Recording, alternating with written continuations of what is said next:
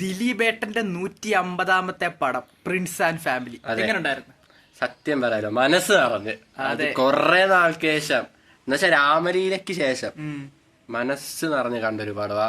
ശരിക്കും B A Dileep fan. ശരിക്കും ഞാൻ ഇപ്പം ഇതായിട്ട് ഭയങ്കര സന്തോഷമായിട്ട് നിൽക്കുമല്ലേ. നീ എങ്ങനെയാണ്? നിനക്ക് എങ്ങനെ പടം? എനിക്ക് സത്യം പറയാലോ, എനിക്ക് ഒറ്റ വാക്ക് പറഞ്ഞാൽ എനിക്ക് ഇഷ്ടപ്പെട്ടു പടം. അതെ, ഞങ്ങൾക്ക് രണ്ടുപേർക്കും ശരിക്കും ഇഷ്ടപ്പെട്ടിട്ടുണ്ട് പടം.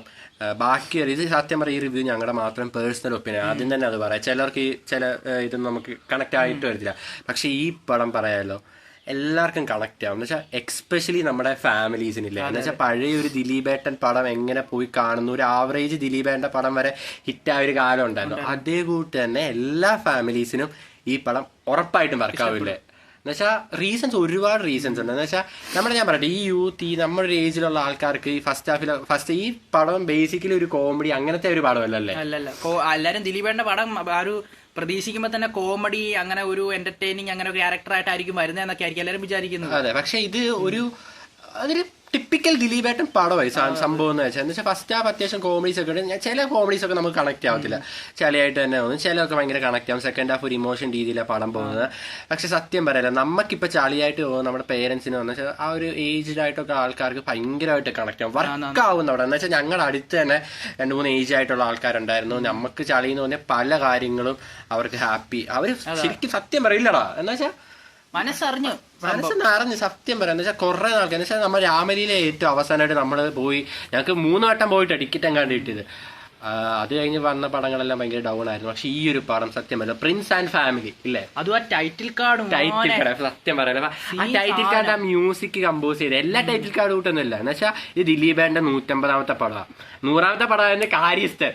അതെങ്ങനെയാണോ അതിൽ ആ ഒരു 150ാമത്തെ രീതിയിലൊരു പടമാണ് ഇത്. എന്ന് വെച്ചാൽ ഒരു ഫാമിലി സത്യം പറയാലോ പക്ക ഫാമിലി സാധനം. നിങ്ങൾ ഓവർ കോമഡി ഒന്നും എക്സ്പെക്ട് ചെയ്ത് പോകരുത്. ഇത് നമ്മുടെ പേരൻസുമായിട്ടൊരു വൈകിട്ടൊരു 7 മണിക്ക് എപ്പോ വേണം നിങ്ങളുടെ ടൈമിൽ നിങ്ങൾ പോയല്ലേ, പോയി നിങ്ങൾക്ക് കണ്ട് എൻജോയ് ചെയ്യാവുന്ന ഒരു പടമല്ലേ.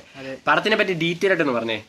സ്പോയിലർ പറയില്ല, പറയത്തില്ല. അഭിനയിച്ച ആൾക്കാരൊക്കെ തകർത്തിട്ടുണ്ട്. മഞ്ജു പിള്ള സത്യം പറയാം, മഞ്ജു ചേച്ചി അഭിനയിച്ചേക്കുന്നത് വെച്ചാൽ ക്യാരക്ടറൊക്കെ സത്യം പറയണോ എന്തോ അടിപൊളിയായിട്ടാണ് ചെയ്തിരിക്കുന്നത്. വെച്ചാൽ നമ്മുടെ വീട്ടിൽ നമ്മുടെ രംഗത്തെ കൂടെ സത്യമായിട്ടൊരു കാര്യം. ആ ചേച്ചിക്ക് ഏത് റോൾ കൊടുത്താലും നൈസായിട്ട് ഇങ്ങനെ അടിപൊളിയായിട്ട് ചെയ്ത് വെച്ചിട്ടുണ്ട്.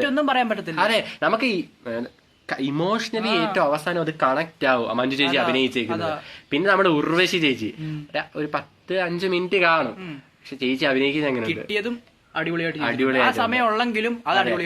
അത് നമുക്ക് കണക്ട് ആവാൻ കുറെ കാര്യങ്ങളുണ്ട്. പിന്നെ മെയിൻ ഒരു നടിയുണ്ട് ഹാഫിനകത്തായിരുന്നല്ലേ, പുള്ളിക്കാരി വന്നിട്ടൊരു സാധനമുണ്ട്. പക്ഷെ അതാണ് കഥയുടെ ഒരു മെയിൻ ഒരു സാധനം. അത് ഞങ്ങൾ പറയുന്നില്ല, അത് നിങ്ങൾ പോയി കാണണം, കണ്ട് നിങ്ങൾക്ക് സിനിമ എന്താണെന്ന്. എന്നുവെച്ചാ അവിടുന്ന് ആ പടം തുടങ്ങിയത്. നമുക്ക് ഒരു കാര്യം പറയാം, ഈ പടം കൊടുക്കുന്ന മെസ്സേജ് അത് എല്ലാവർക്കും കണക്ട് ആവും. പ്രത്യേകിച്ച് നമ്മുടെ യൂത്ത് ആൾക്കാർക്ക്, ഈ വ്ളോഗ് ചെയ്യുന്നത് യൂട്യൂബ് അങ്ങനെ എല്ലാവർക്കും അത് കണക്ട് ആവുന്ന ഒരു മെസ്സേജ് കൊടുക്കുന്നത്. എങ്ങനെ ഒരു നമ്മുടെ സോഷ്യൽ മീഡിയ നമ്മുടെ കുടുംബത്തെ എഫക്ട് ചെയ്യും, നമ്മുടെ വീട്ടുകാരെ നമ്മളിൽ എങ്ങനെ എഫക്ട് ചെയ്യും, അങ്ങനെ ഒരു നല്ലൊരു മെസ്സേജ് ഷാരൂഖ് ഖാൻ എഴുതി വെച്ചേക്കുന്നത്. പക്ക എഴുതിയേക്കുന്ന script second half, especially second half എനിക്ക് ഫസ്റ്റ് ഹാഫിനെക്കാട്ടി കണക്ട് ആയി. എനിക്ക് സെക്കൻഡ് ഹാഫ് അതിനൊക്കെ എങ്ങനെയായിരുന്നു, നന്നായിട്ട് കണക്ട് ആയി വന്നത്. ആ എഴുത്ത് നന്നായിട്ട് സെക്കൻഡ് ഹാഫിൽ ചെയ്തിട്ടുണ്ട്.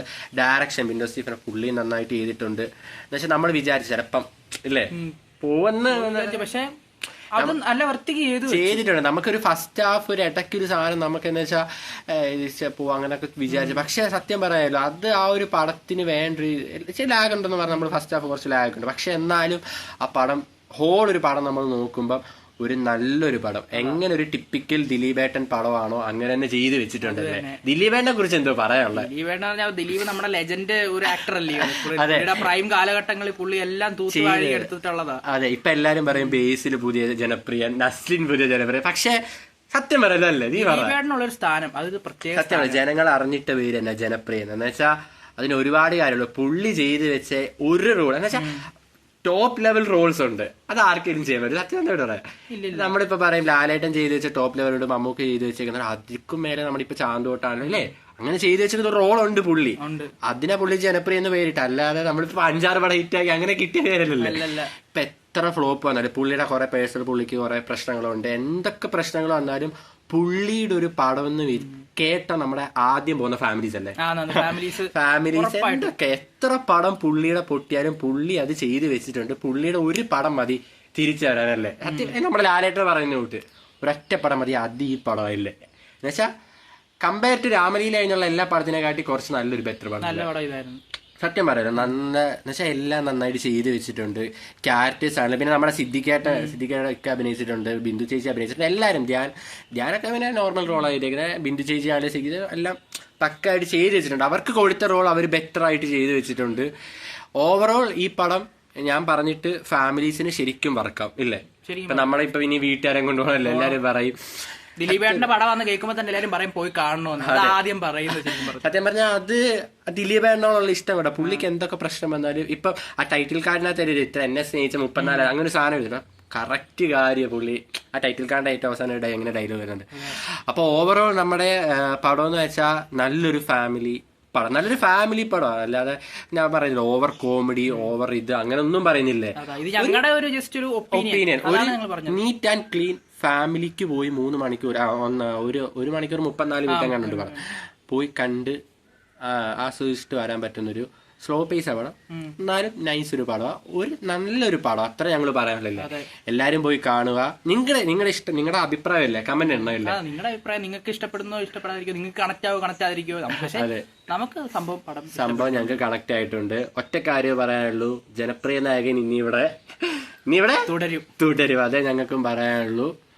അപ്പം ഇത്രേ ഉള്ളില്ലേ. അതെ, പോയി കാണുക, തിയേറ്ററിൽ തന്നെ പോയി കാണുക. അതെ, ഇത്രേ ഉള്ളൂ.